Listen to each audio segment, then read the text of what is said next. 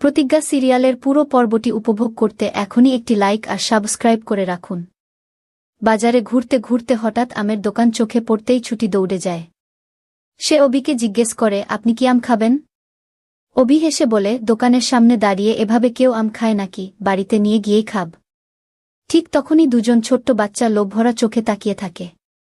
ছুটি সেটা বুঝে তাদের ডেকে দুটি আম হাতে তুলে দেয়। সব দেখে অবি মনে মনে ভাবে, সবার কথা ভাবার মতো মন তো ওর আছে, মেয়েটা আসলে এতটাও খারাপ নয়। এরপর অবি বলে, এভাবে আম খাওয়া ঠিক হচ্ছে? ওটা কিন্তু আমার মাথা না, এবার আমটা নামিয়ে রাখুন, যথেষ্ট হয়েছে। বাজারে অনেক দৌড়াদৌড়ি হয়েছে, এবার বাড়ি ফেরা যাক। এই নিন পানি, আগে হাত ধুয়ে নিন, সঙ্গে মুখটাও পরিষ্কার করে ফেলুন। ছুটি অবাক হয়ে বলে, পানি কিনলেন কেন? পাশের কল থেকেই তো ধুয়ে নেওয়া যেত, অযথা টাকা খরচ করলেন।